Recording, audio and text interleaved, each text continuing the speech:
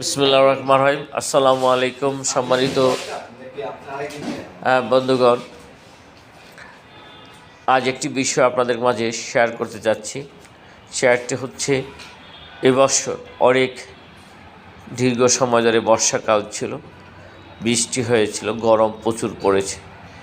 সেই আলোকে এবার শীত বেশি হওয়ার সম্ভাবনা আছে বা শীত দীর্ঘস্থায়ী হওয়ার সম্ভাবনা রয়েছে। এই শীত বস্ত্র অনেকেই কিনতে পারে না এবং সামর্থ্য নেই। কত শিশু, কত মানুষ অথবা দারিদ্র্য সীমার নিচে অনেকে বসবাস করে। সেই লোকদের জন্য খালেস নিয়তে সহিভাবে আমরা যদি কিছু সবাই একত্রিত হয়ে কিছু পান তৈরি করে এই অসহায় মানুষের মাঝে শীত বস্ত্র বিতরণ করতে পারি, হয়তো আল্লাহ তাআলা আমাদের এই দান, এই কাজকে পছন্দ করবেন, সেও আমাদের নাজাতের ফয়সালা হতে পারে। গল্প হিসাবে একটি বলা যেতে পারে যে জুনায়েদ বাগদাদী রহমতুল্লাহ আলাইহি যখন ওফাত করেন, তখন অনেক বুজুর্গরা কোনো ইঙ্গিত পাচ্ছিলেন না উনি কোথায় বয়সে কী অবস্থানে আছেন।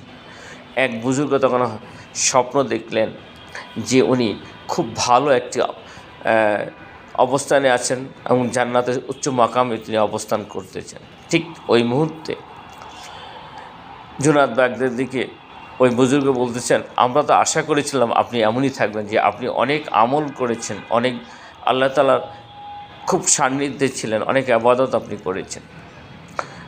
জুনায়েদ বাগদাদী বললেন, আমিও তাই ভাবতাম, আমার ইবাদতের কারণে আমি অনেক আল্লাহর কাছে অনেক কিছু পাবো, কিন্তু না, আল্লাহ একটি ইবাদত কবুল করেছিলেন। আমি পথ দিয়ে হেঁটে যাচ্ছিলাম, পথের ধারে একটি বিড়াল শীতে, কনকনে শীতে মিয়াও মিয়াও করে ডাকছিল, আর বিড়ালটি ছিল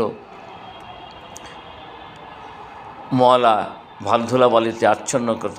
আমি ওই বিড়ালটিকে হাত দ্বারা পরিষ্কার করে আমি বগলের তলে নিয়ে চাদর দ্বারা আবৃত করেছিলাম। আল্লাহ ওই কাজটি পছন্দ করেছিলেন। আল্লাহ বলছিলেন আমি ওই কাজটি তিনি পছন্দ করেছেন, ওইটি আমি একদম আল্লাহ সন্তুষ্টির জন্য করেছিলাম। ওই দোয়াটি কবুল করেছে, তার বিনিময়ে আল্লাহ আমাকে এই জান্নাতের উচ্চ মাকাম দান করেছে। তাহলে এতে বোঝা যায় যে আল্লাহ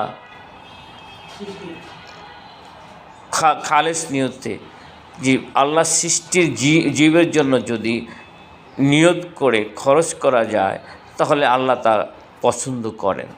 কোনো ইবাদতে আমাদের মুক্তির পথ না হতে পারে। আল্লাহ যে এমন ভালো কাজগুলো করতে হবে, ছোট হোক বড় হোক, আল্লাহ যেটা পছন্দ হয় সেই আলোকে আমরা জান্নাতে যেতে পারবো, মুক্তি পাবো। আমরা যদি এই শীতে আমাদের এই সুযোগটা কাজে লাগাতে পারি, হয়তো আল্লাহ আমাদের এই কথাগুলো কবুল করতে পারেন, আল্লাহ আমাদের নাজাতের ফয়সালা করতে পারবেন। আশা করি সবাই বুঝতে পেরেছেন। সকলকে ধন্যবাদ। আসসালামু আলাইকুম ওয়া রাহমাতুল্লাহি ওয়া বারাকাতুহু।